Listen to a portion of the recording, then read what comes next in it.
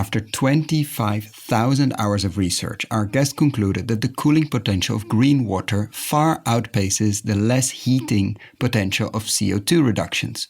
So why don't we switch on this massive airco cooler? What's holding back the system investors, the investors that manage pension funds, insurance companies, etc., that rely on a thriving global system, which seems very much under threat?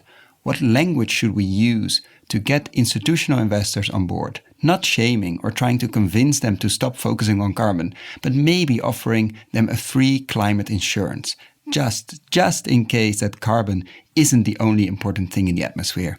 And just in case that green water can cool down the planet. Let's make sure we don't have regrets and focus a bit of our attention and resources on restoring water cycles, biodiversity, and even if that didn't cool down the planet, it will still have stored a lot of carbon and restored a lot of biodiversity. So enjoy today the deep dive into the mind of the institutional capital.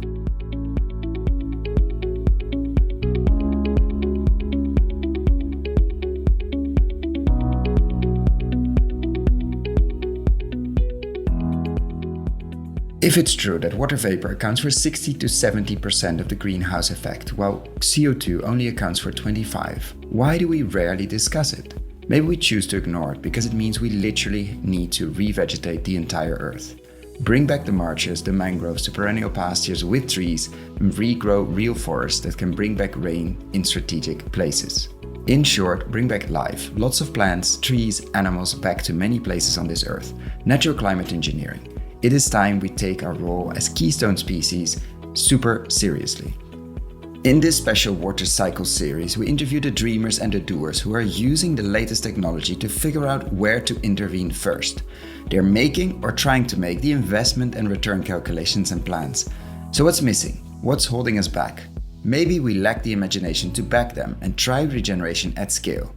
We're thankful for the support of the Nest Family Office in order to make this series. The Nest is a family office dedicated to building a more resilient food system through supporting natural solutions and innovative technologies that change the way we produce food. You can find out more on the Nest FO, that is nestfo.com.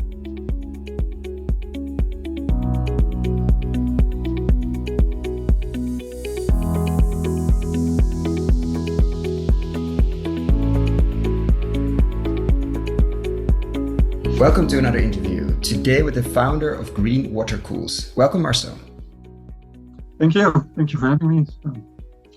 This has been one that I've been looking forward for quite a while, actually. We had a pre-call, and the role of institutional capital in restoring water cycles is something has been floating, literally, pun not intended actually in this case, but above the sector. Okay, how do we get big money, quote unquote? I'm doing air quotes, but nobody sees that. Into the space, and you come from that space and got hooked on the water cycle, let's say the water cycle thinking, and Green Water Cools, as the website is called. I will definitely put the link below. You have a great video explaining why and how as well. But you don't come from, let's say, the permaculture space or the water cycle space. So how did you get into this? How did you literally fell down the rabbit hole? That started when I read the book of Lester Brown, Plan B, and that's already quite some time. It was in the May holiday in 2008.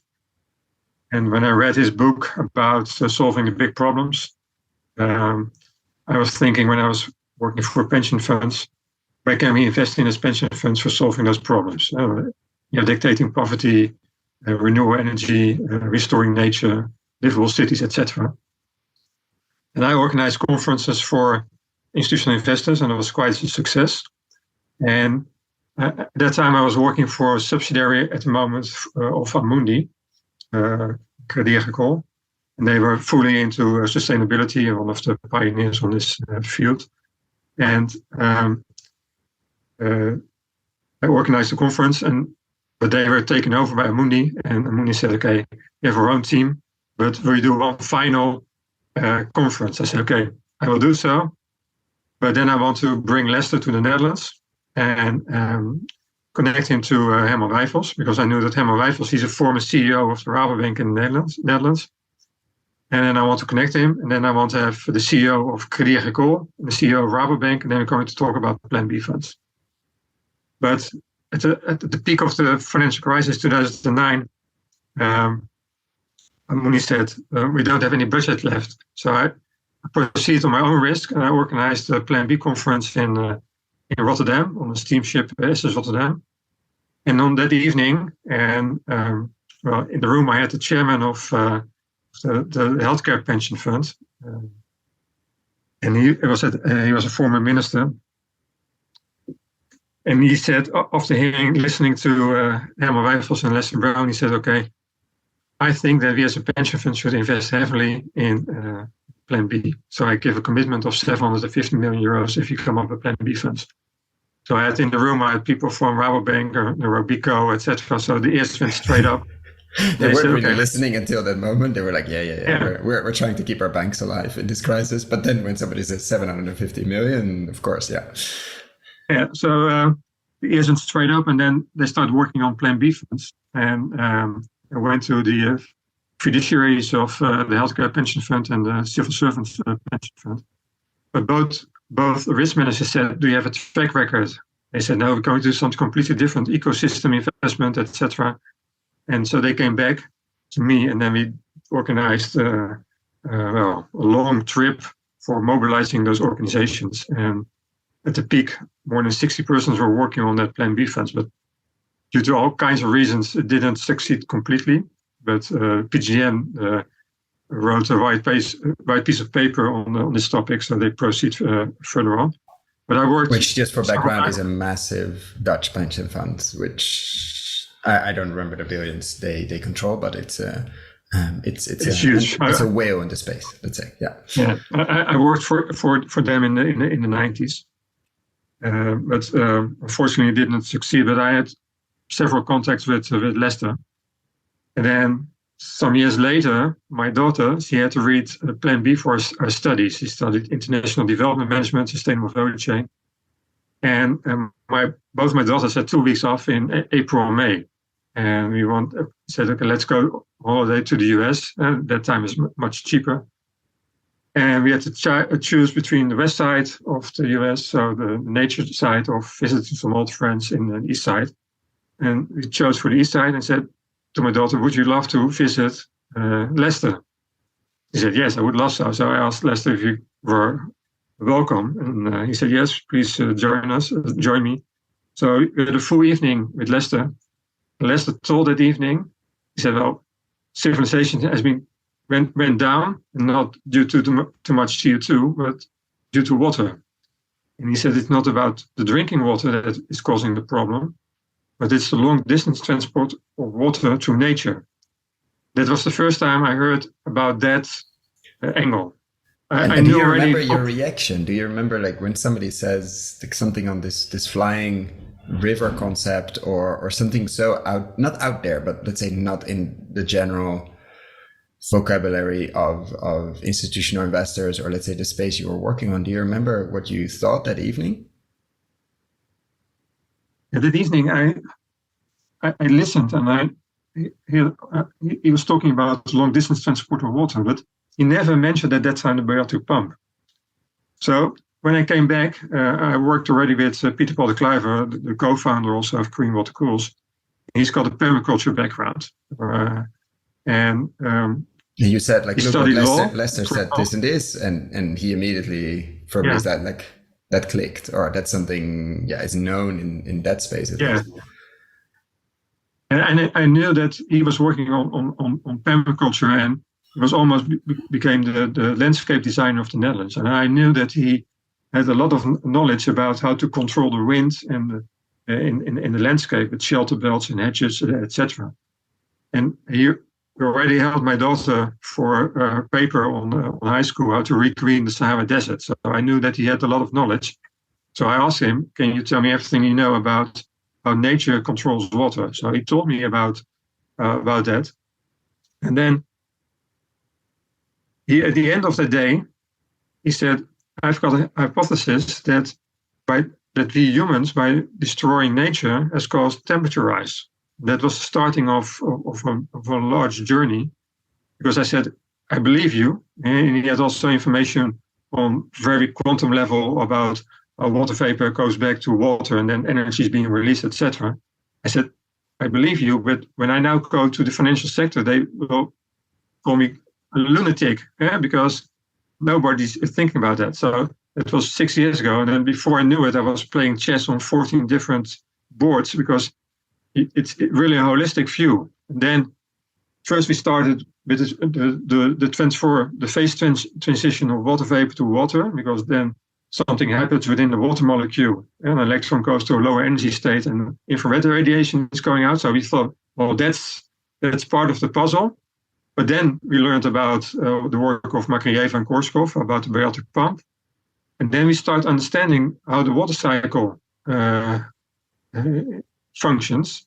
Then we saw what are the building blocks of what's happening with the water cycle. And then we said, Earth has two air conditioning systems. And it's one air conditioning system that's very passive. When the sun evaporates the water of the oceans, and then the water vapor goes up, and you've got salt crystals, and then the water vapor condenses to the salt crystal, forming water droplets and clouds. But that's all passive. But we have a very active air conditioning system. And instead of using salt crystals as cloud nuclei for the surface for water vapor to connect to, those nuclei are coming from organic aerosols, and those are produced by life in the soil and the biodiversity. So it's biodiversity that produces the organic aerosols that form the nuclei where the water vapor can connect to. And if you don't have life in the soil and you don't have enough biodiversity, you're missing one essential building block for forming water droplets, for forming very reflective clouds. Therefore, you have less cooling capacity on Earth. So what we have done on Earth, devegetated the Earth, basically. Yeah. And if you go back to let's start from 1880. So that's the start of the second industrial revolution. Then you can see, okay, we have a rise in temperature. It's not linear, but you have a rise in temperature, 1.2 degrees. At the same time, you see an increase in carbon dioxide. But you also see from that moment on, when welfare increases, the amount of people increases. And when there are more people, you need also to feed those people. And what we did, we start industrializing our agriculture. And we destroyed a lot of forest for that. So you've got 4 lines: increasing population, increasing carbon dioxide, increasing temperature, and an increasing line of decreasing biodiversity. And those 4 lines are almost 100% correlated. But correlation is not cause and effect. Yeah. So if you think that everything is caused by carbon dioxide, you're wrong. Yeah. So because there's another element. If you take and then I have to visualize it by we're sound. audio. So yeah, speak visually. Sound. But for example, if you take the energy balance of Earth, and it's a very simple equation. So it's warming elements minus cooling elements is the temperature of Earth. So let's start from the beginning. 1 minus 1 is 0. I can increase the end result, plus 1, by increasing the warming part. So 2 minus 1 is plus 1. But then I can also come up with plus 1 by decreasing cooling capacity. So 1 minus 0 is also plus 1.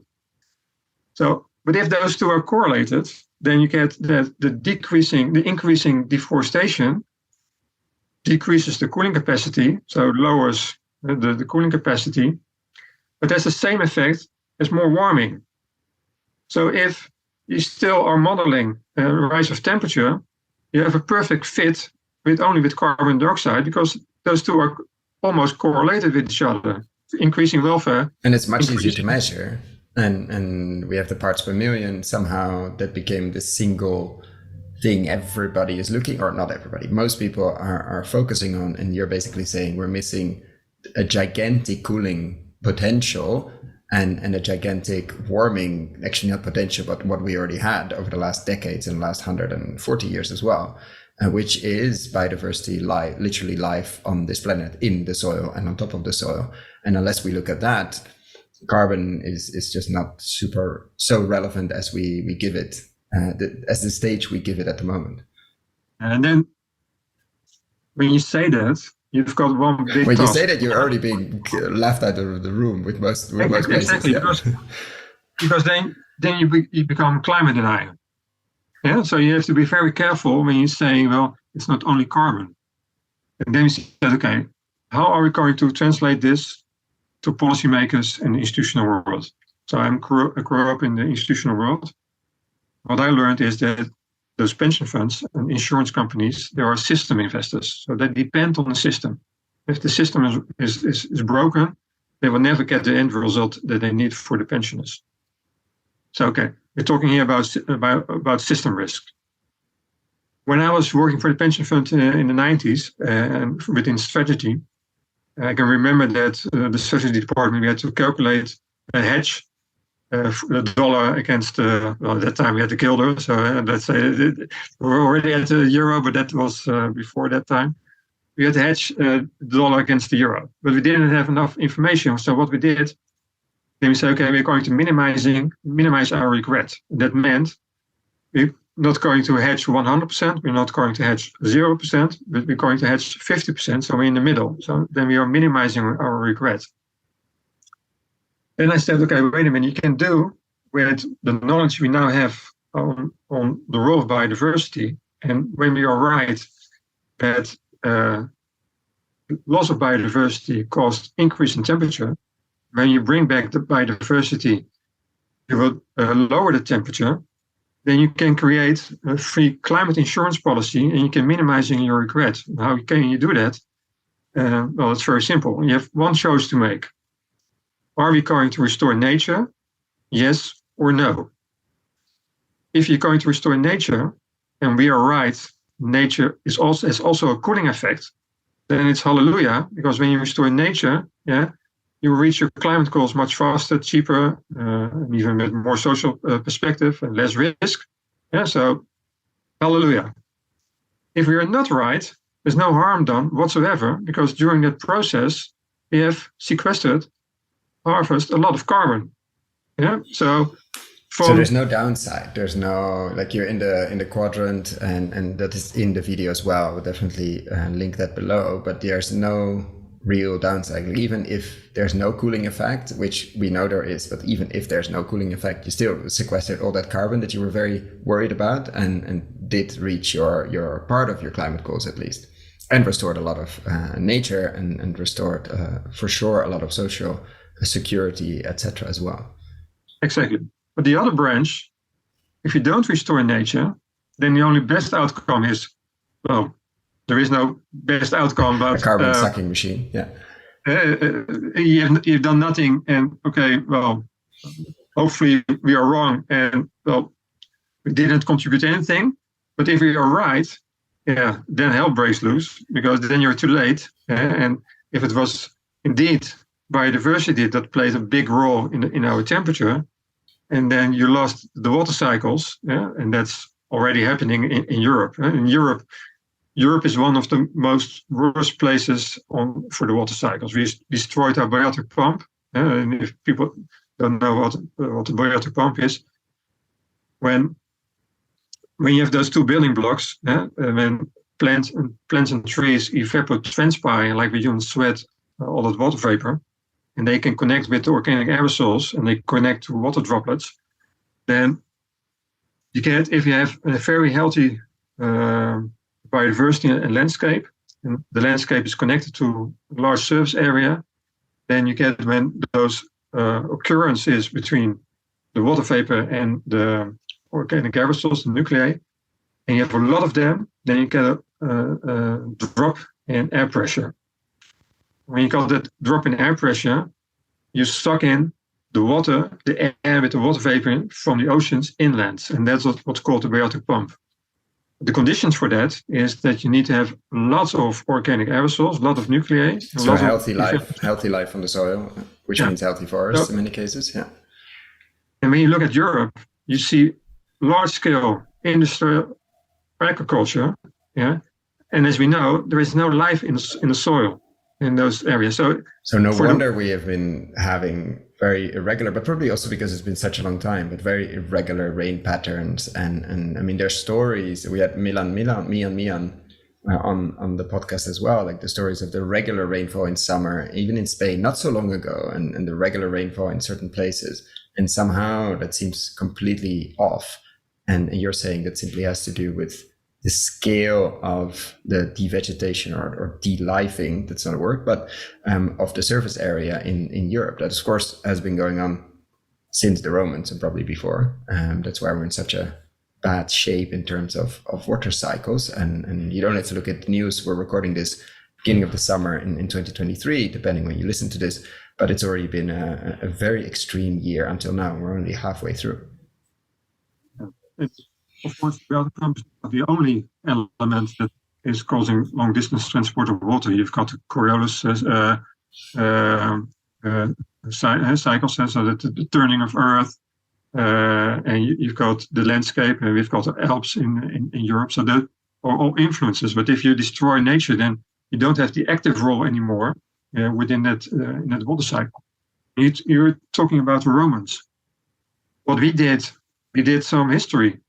So the first thing we did when we said, okay, wait a minute, if deforestation has an influence on temperature, let's look before 1880. So because then we didn't emit that amount of carbon dioxide. Yeah. So we should see also an influence of deforestation on temperature. And indeed, you see that. So from the Roman Empire, and going back to 3,000 years, 2,500 years, you see that a growing population caused deforestation. Then you have to take into account that you think, well, there are not that many people. But at that time, for feeding one person, you needed much more land than we nowadays have. So growing population led to deforestation, yeah, and you see the patterns changing in rainfall. And when there were diseases, for example, a very big well-known example is that we had a medieval warm period in the 14th century. Yeah?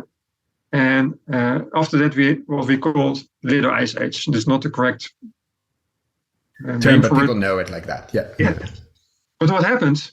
We had the medieval warm period, and in 1350, the plague hit Europe.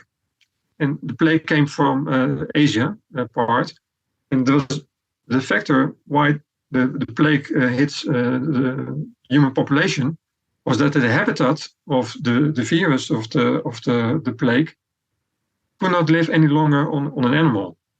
So humans destroyed the habitat, and the plague went to the humans. Then the plague hits Europe in 1350. Then you can read in the books of the landowners that there were not enough people to work on the land, and the forest came back. And when the forest came back, you see a change in rain patterns. Yeah. Then 150 years later, Columbus, between brackets, discovered America. Yeah, brought some diseases with him to the Americas, and 95% of the people over there died. There you didn't have the books of the landowners. You had other sources that also shows that rainfall came back and temperature drops. And it's not always on one place, but it's connected with each other, and it also have, when you sum it up, it has a global effect. So we can pinpoint exactly when there is a temperature rise due to deforestation and a lowering in temperature due to decrease in population. And then you bring this reality to let's say the boardrooms and the risk and the scenario planners, the risk offices of institutional investors. How, you already mentioned the language we should use, like minimizing regret. Like how is the response when you've been for sure And in conversations, like how's the response to, let's say, framing this message in a much more institutional language way? Like how do people respond to that are in the positions of resources? And then you have, that's then you're talking really about system thinking, because if you don't see how the system works, yeah, then you never see how your value chain is at risk. You're meaning the system of the financial system or the system, the water system? Both. So if you don't see how the biodiversity system works, yeah, so how the value chain is, then you will never see the real risk of companies. So take Unilever or Heineken or whatever. If you don't know that the water cycle is related to those elements, you will never make the right judgment on Heineken. But that's not, you can make a judgment, but then you still haven't solved the problem. Because from a system perspective, it's called an archetype error. It's called, we all know, the tragedy of the commons. So in this case, if you have a tragedy of the commons, that's a global one, global common, yeah, then you also look for global solutions.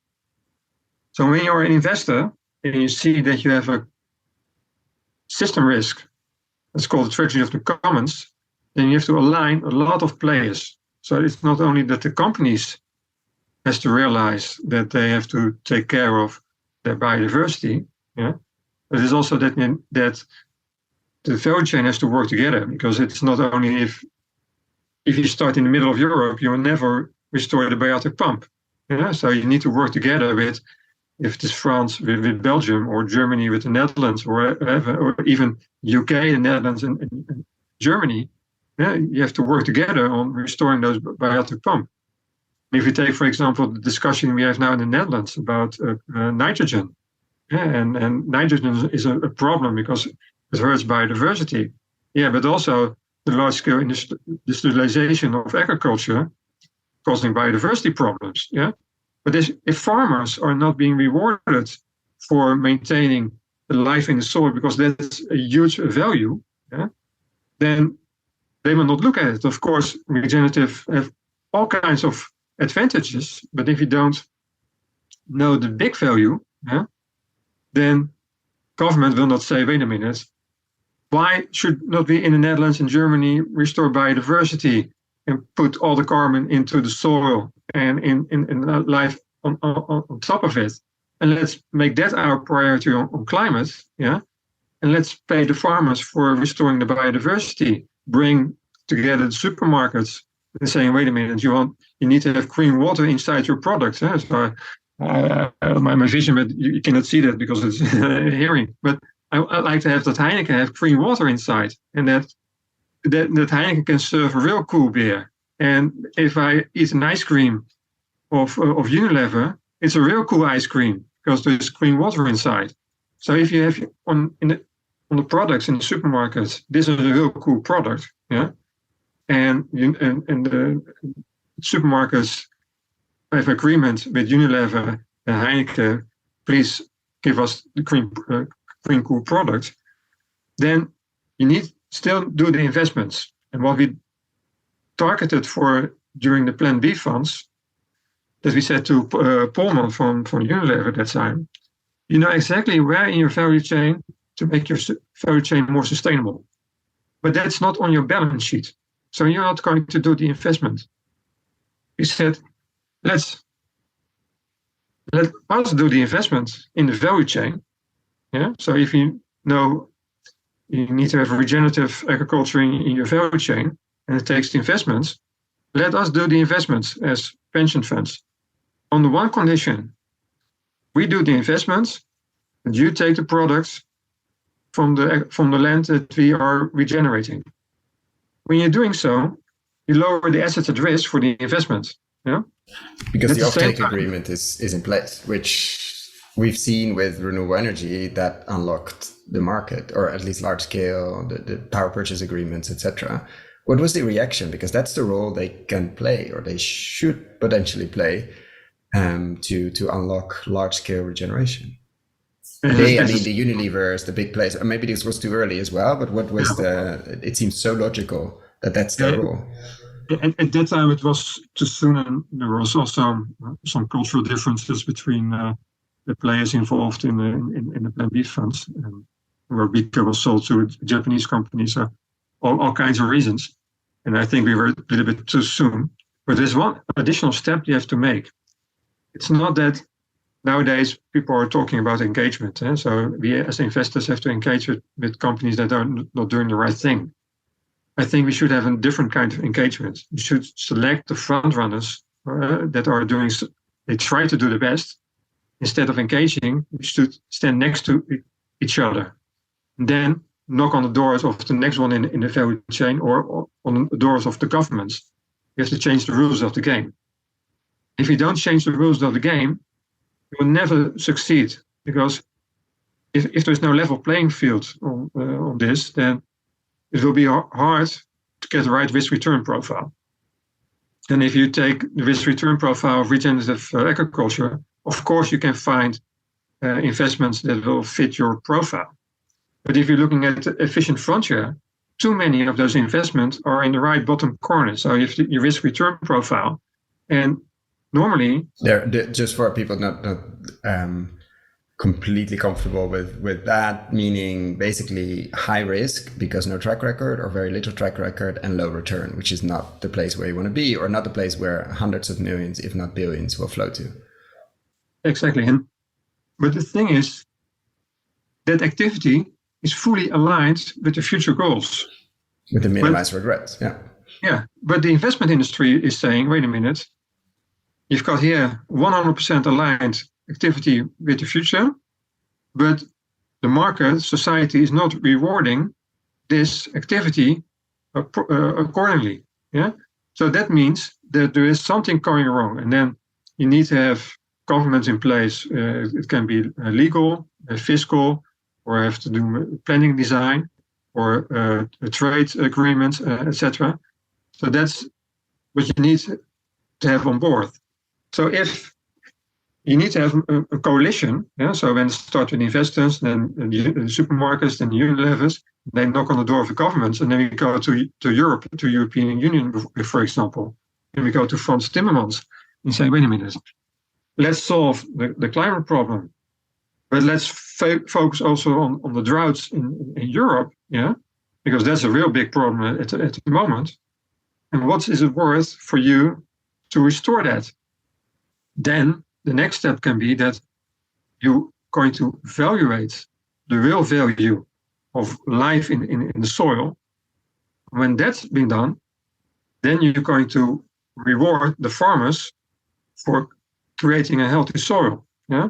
And at this moment, if you look at regenerative, there are so many things going on about people say, well, it's not scalable or whatever. Yeah, you need to have the right mindset for doing so. And if it takes that you have a different kind of agriculture, yeah, and perhaps you have to organize it differently, yeah, and perhaps you need more people in that space, that should be no problem. Because if nature is really important, yeah, then you should pay the people that is working in nature, pay a modal, or how do you say that in English, an income, fair income. That's fair income.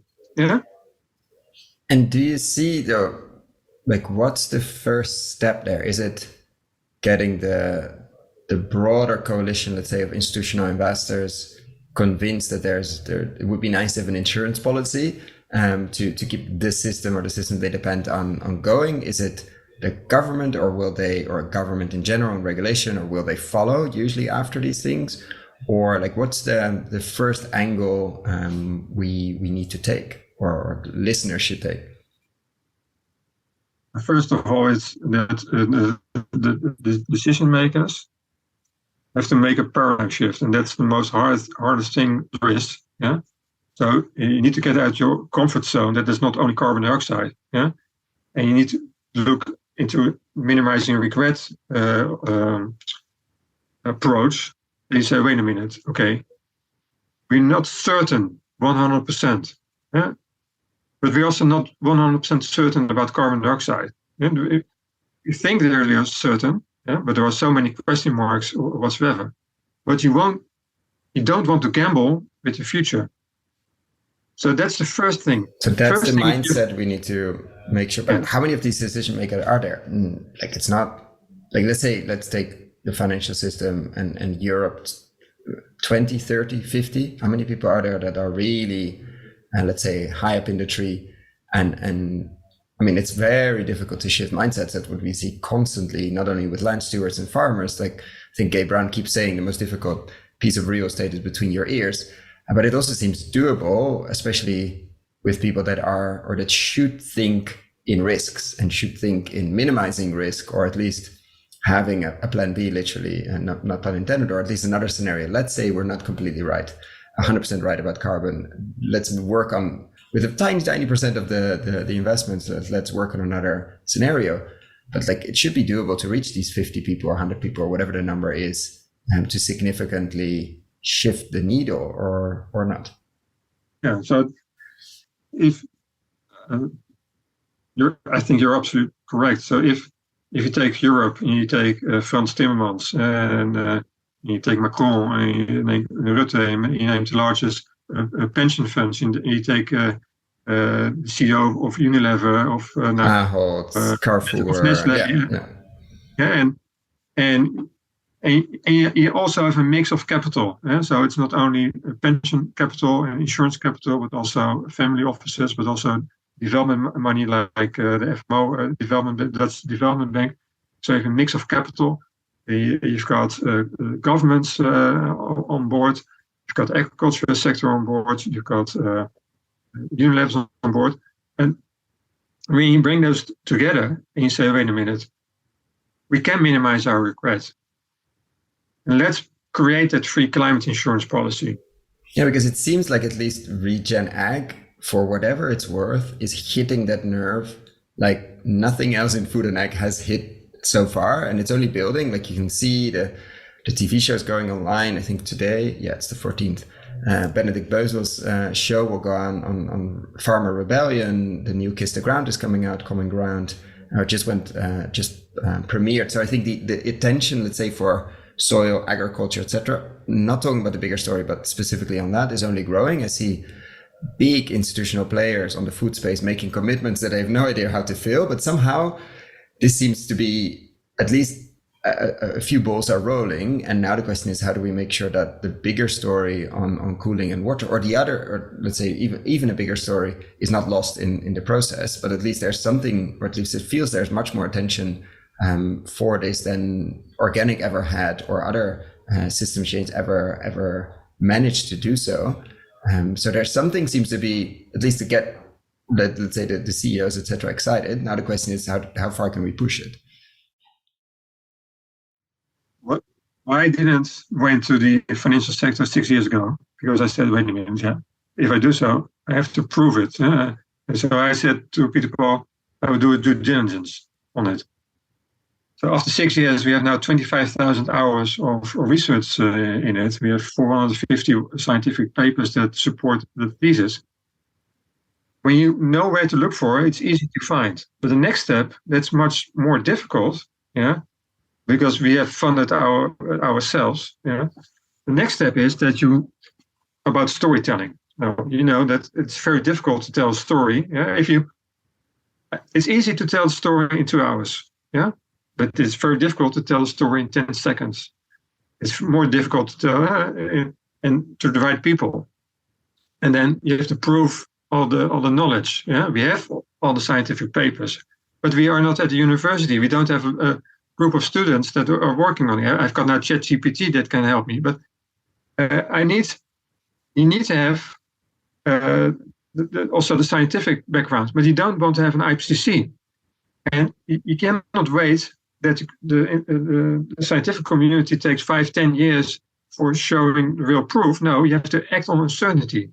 So what we want to do, we have set up a foundation.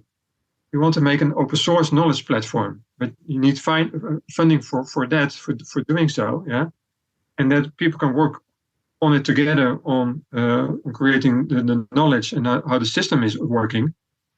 But also, that's quite recently, due to the development of ChatGPT. Now everybody knows a little bit about how large language models are working, etc. But what we want to do is make a knowledge system, that will harvest all the new research, connected to the thesis. But the next step will be that we create a neural network, that can make the decisions what to do in Europe. And there is now things going on. If people listening to you look up what Omniverse is doing from NVIDIA, that's mind-blowing. So if you think ChatGPT is big, have a look at Omniverse of NVIDIA. What they can do, they can make almost real-time. They make a factory with all robots in it, and they simulate it. But you can also do that, what the graphic charts are doing for role-playing in games. They can simulate large surface area almost real time. So when we take the satellite data and Google Earth, when they take the mapping of Europe, we connect all the lessons we learned from permaculture, how to design landscapes, integrate multiple cash flows in it, and design rules. So you've got a neural network coming out of all the knowledge that we have. You connect it with NVIDIA, the Omniverse, and you take all the stakeholders involved, the cities, the farmers, etc.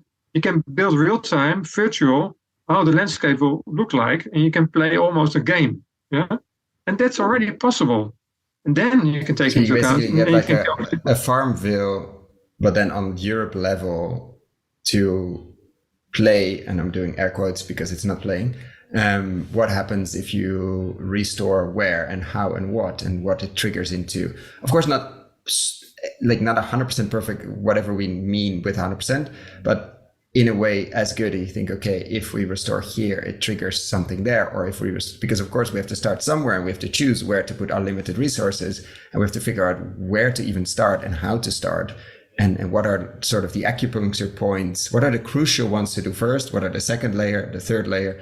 And of course, there's very little regret. There's just regret that you started somewhere instead of another place, and you started with something instead of another approach. It's not that we do a very heavy geoengineering and you have all kinds of side effects. I mean, we're restoring nature here, which even if you don't get the cooling effect, and even if you don't get the carbon effect, it still has a lot of biodiversity effect, which is good to begin with. So you're saying we're very close, if not there, with figuring out, okay, tell us where to start in Europe. And if I want these outcomes, where should I start and with what should I start? And then we can get going. And that's now, that's 2 years ago, that wasn't possible, or a year ago. This is as fresh as we can talk, basically. Yeah. So in the last 6 weeks, development on AI is going so rapidly fast. It's insane. Peter Paul, the co-founder, he already had a design database of how to design landscapes according to certain principles. But now we can extract those principles out of a lot of knowledge, create a neural network that can make decisions. And we can check the neural network if it's doing a proper job. But we can now add multiple layers. I studied quantitative business economics, and I made a lot of models. And then you have to take into account optimization, etc. How excited are you about this? In a sense, like how what kind of I saw somebody yesterday using actually Peter of the ecosystem restoration communities. Like how close is this to our iPhone moment, quote unquote? Like the moment that there's a before and after, like 10 years, 20 years later, we look at, okay, this was, do you feel like we're in it? I think we're in it. And once more, look at the Omniverse. I'll put it below, the links below, and you will see, whenever you listen to this, it would have already changed, but it's in your moment, it will probably also feel like magic. Yeah. And then your mind will be blown away. So when we wrote 4 years ago our roadmap, we put in this kind of element, but we thought, okay, that would take a long time. Suddenly, I see all the building blocks that we need for realizing it. And then we now have the computer power. We know how things influence each other. And if you can integrate the economics, the social parts, the nature elements, and we combine it, and we can show what's coming out of it. Yeah. And then we say, wait a minute. But from a minimizing regrets perspective, we never have any regrets whatsoever. Yeah. And of course, in the end, it's always a social problem because somebody has to pay the bill. And underlying all those challenges we nowadays have is perhaps one element. It's about inequality. And who's going to pay the bill? If people with a lower income are paying the bill, yeah, or they cannot afford healthy food in the stores, then we have a big problem. Yeah. This should be a basic need that you can eat green water products. Yeah. And if we can realize you can eat green water products in the supermarket, yeah, then you have a lot of social inclusion created in Europe. But the same thing occurs for Africa, because if you look from a global perspective, Africa, and of course also the Amazon, but also Africa, is sitting on huge cooling power. Yeah, because it's a very large surface area. There was a lot of forest in it, and we can restore a lot of forest. And my daughter, for a thesis, she went to Ethiopia, the northern part. And Ethiopia tries to do their best in restoring nature, but it's not connected to the oceans. Yeah, so you need to use the greenery and connect it to the ocean, so to Kenya and Sudan and Eritrea. Yeah, so you work together, and then you lower the asset at risk for the institutional investors for the global world. But then what happens if you use development money for that? Yeah, then first of all you create social benefits over there, so people are having a better income, better life. So you get less climate migration to Europe. So wait a minute, then suddenly the right-wing parties in Europe are saying, "Oh, yeah, I never understood why they're not interested in restoring." And I think there's some weirdness going on there. But let's go one step back. Like, what are, if there are, but there always are, risks using this new AI neural networks for this kind of decisions? You said we have to check. Are we even able to check to do it, or are you saying like we're restoring degraded land, as most of it is degraded, so the risks are that we just don't regenerate it enough? Like what are potential risks, just playing devil's advocate here, with jumping on this new technology to kickstart, not only, I mean, on the continent of Africa, obviously, but also on the European continent? Are there risks? What do you fear most when you look at this? From an AI point of view, there is no risk involved in that the AI will kill us because we are implementing biodiversity in Europe. Yeah, so that's no risk involved, because why we need AI on this topic is because it's very complex. Yeah, and you have to make decisions on so many levels that it's impossible for humans to grab to see it holistic. We're not smart enough to do this. Yeah, we cannot grasp all the levels and the different models that we try to, but it just doesn't. Yeah. But when you see the outcome of it, then you understand it. So, and then you can also check. So if you're an expert on permaculture and you see the outcome, you can immediately check, is this correct? Yes or no. But you cannot. It's almost impossible to design Europe in your own as a person. You know every design element. Yeah. But it will take years, perhaps it's not possible, because there's so many stakeholders involved and they have all their inputs. Yeah? So when you build that system, every city, every community, can put in not the desires, but what are the stakes that are at play in that region. Yeah, and then you can make decisions and trade-offs. Yeah, and the people locally, they can understand perfectly what the trade-offs are. Yeah, but we are not capable collecting all those trade-offs in our mind. That's impossible. So figure out the optimum. Yeah. So it's more that we're using the AI, the decision methodology that AI is, for coming up with solutions. And if we say, wait a minute, we want to tweak it a little bit, then we have the computer power to simulate what those tweaks mean. And then you also can see, wait a minute, this is the amount of money that we need. This kind of stage money. We need a venture capital over here because we need to develop new technologies, or we have growth money over here, or we need to have loans, or we need subsidies, etc. over there.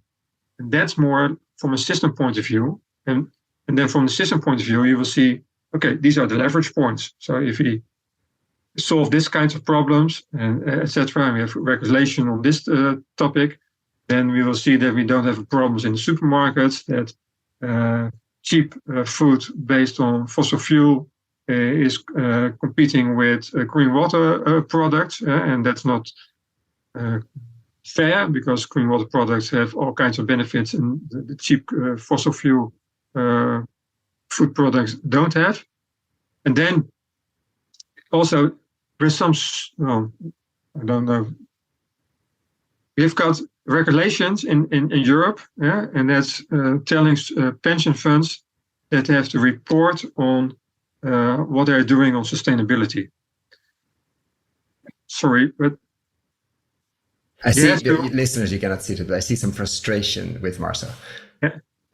As long as companies are not reporting on what they are doing, how can you, as a pension fund, make the right decision? And the other thing is, as long as we're playing with the wrong rules of the game, it doesn't matter what I'm doing, because the outcome is still wrong. It's still insufficient. Yeah. And I want to be conscious of your time as well, and I have a few final questions I always like to ask, which usually lead to more questions. So let's try to get in there and see where we get to. What would be your main message to the financial, or to the, let's say there's a room of investors, not necessarily institutional capital, but more private capital, which still could be large family offices, etc., but people that are investing, quote unquote, their own money and should be able to make quick decisions. And what would be, of course, without giving investment advice, but what would be your main message to them? Like, look here, dig deeper here, or go and lobby there. Like, what would be your main message if they walk out of the theater where we were holding this in person? Well, the first thing that pops up in my mind is that several years ago, I saw a presentation of Aquaspark by Pim Wimmick, and they did an ecosystem approach.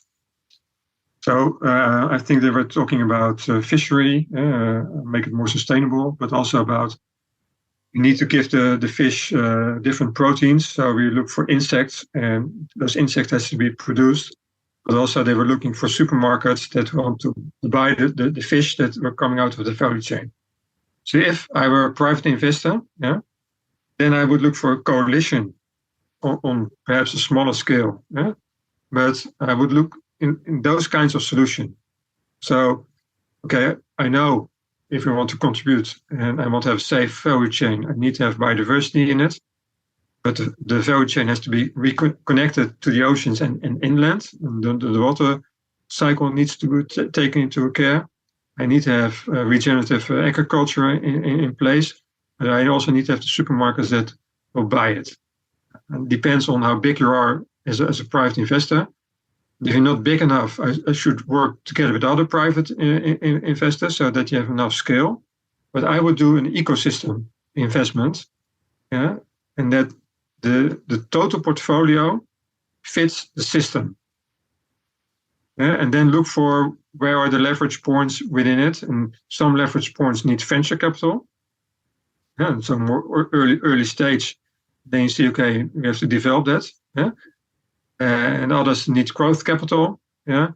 So make a mix of different capitals in the literally, ecosystem. You're saying a system, but it could also be literally connecting the oceans or a large water body with wherever you're investing, land-based, with the market, because otherwise you're just trying to fix a small piece of the value chain or value web, as Ethan Soloviev is going to correct me. So unless you do that, you're just going to be trying to fight a system that's not moving in the right quote unquote direction. And I think I told to Frank van Beuningen once that he's Pinamic said you should try to combine large capital money from people in the street with the family offices, because there is now a bridge between those two. But from an institutional point of view, it's not always easy to do what a private investor does. So he has short lines of the decision making, etc. In many cases, it's a small office and or run by a small family that can just decide. It can still take forever, but once they go, they go. Yeah, so the same is for an institutional pension fund. It takes forever, but if they are there, then they will invest in it. But sometimes you need different kinds of money in different stage, and connected to each other. And I also want to have on board the development banks, because they have different kinds of capital than the private people and the DFIs. Yeah. If I were a private investor, but that's actually the next bridge. Is let's say you had €1 billion. I on purpose asked the question with 9 zeros, so a lot of money.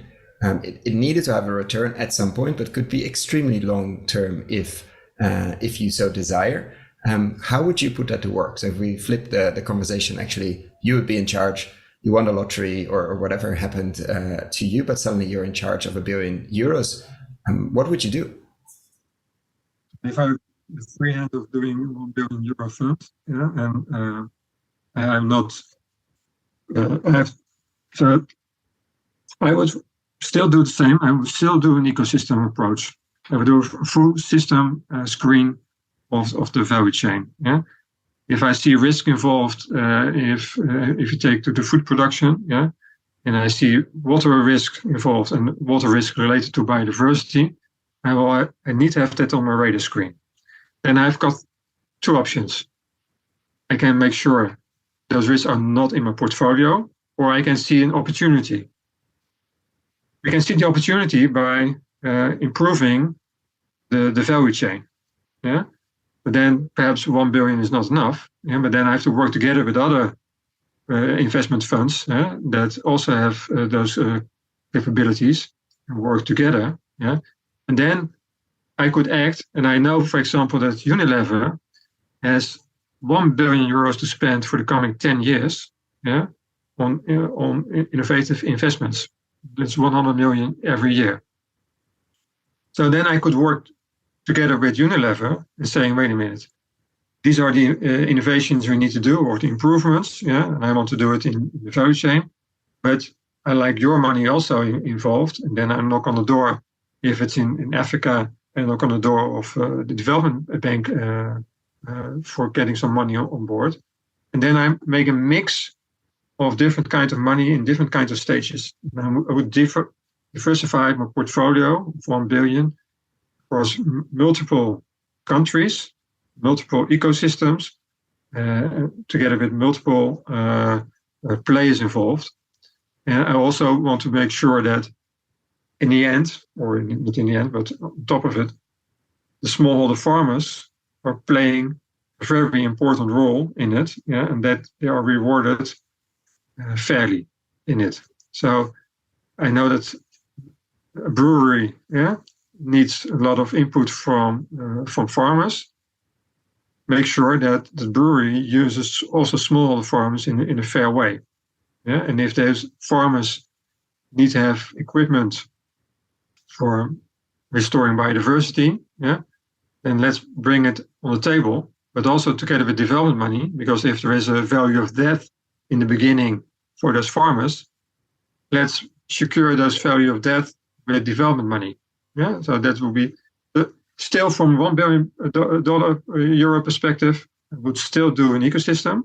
Yeah, I would make sure that if there is risk involved, or I can manage it, or I avoid it. But let's say I want to restore it, so I need to take the risk and make sure that I improve it. Yeah, and if the challenge is too big. I need to work together with other investors. And of course, when we have enough money on the table, as I always say, during a transition, big money can act as a friendly dictator. So if people are fighting in the room and not solving a problem, what I learned when I was working for a pension fund, they say, if you're fighting, we're not going to invest. And then perspective changes. Mm-hmm. But if you give the people perspective that investment money will be there, and the only thing is they have to work together,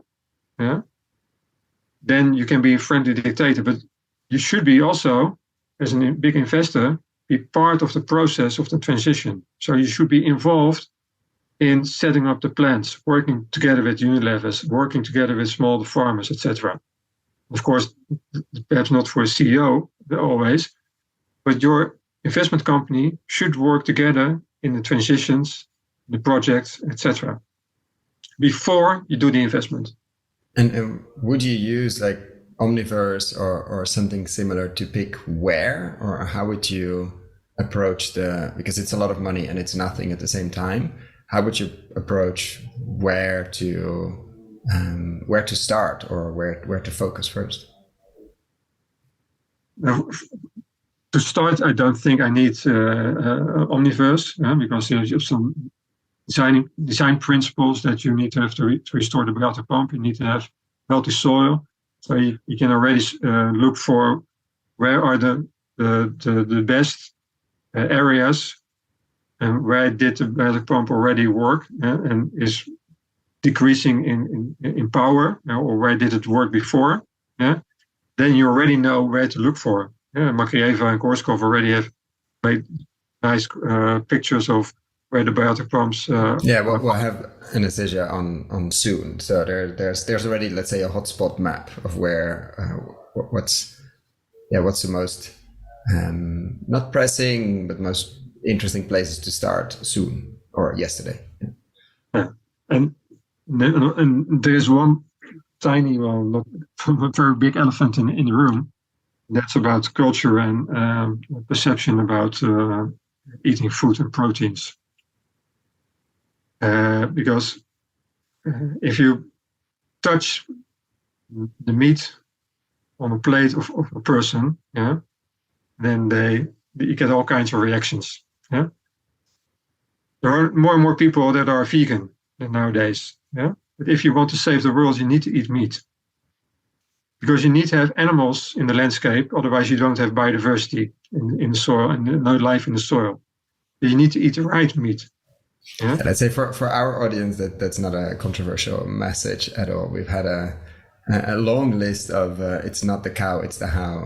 People, not literally the rights of the book, they will come at some point, but the integration of animals, I think, is always number 4 or 5 on the regenerative practices list, but done well. But it's still in the perception of decision makers, because at least in the Netherlands, if you touch, you mention a different diary, eating meat, less meat or whatever, then you get the full right wings mobilized.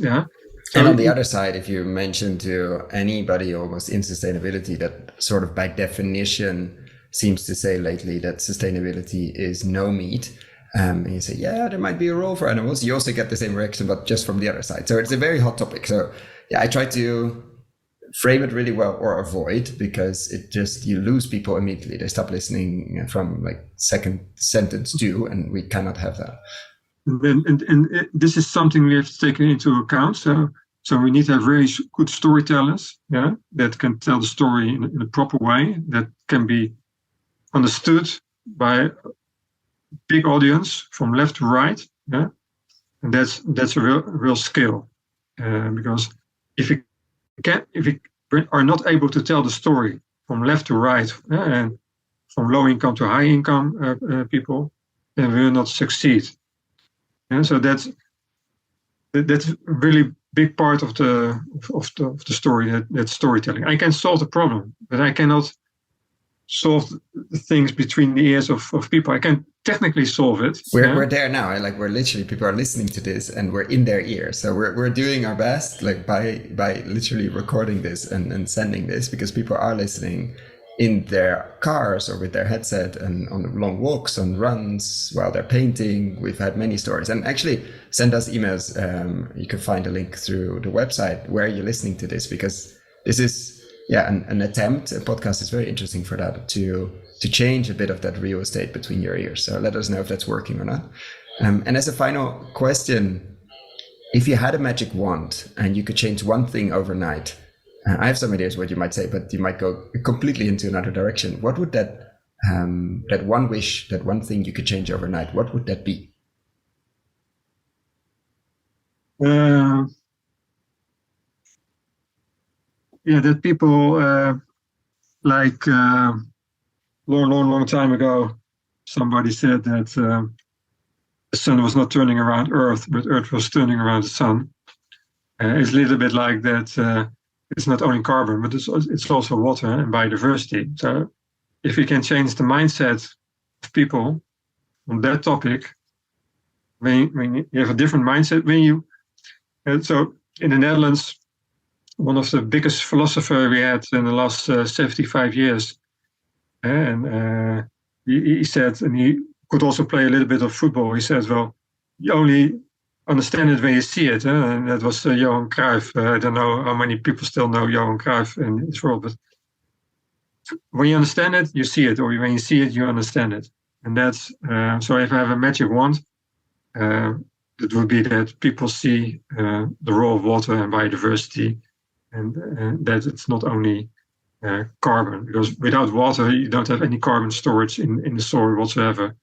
And without carbon, you don't have any water storage in the soil. So they're intimately linked. Nobody's saying here, just to repeat, that we're not denying climate change. We're not denying the role of carbon there. We're just saying, just to be sure, let's look beyond. There's a lot of research supporting that, and we might tackle the carbon piece in the process. So let's broaden our scope and start focusing on, which is exactly why we're recording this water cycle series, to really focus on the water piece, and which has been extremely under spotlighted, which is not a word, undervalued even in any discussion. Everything is about carbon and carbon equivalent, and so or CO2 equivalent. So let's make sure we try to switch that narrative. I want to thank you so much for your time, for coming here, and for the work you do, and wish you all the luck with that. And changing the mindset of the institutional players is not an easy feat, but very, very fundamental. So thank you. My pleasure, and thank you for having me, and good luck with your podcast.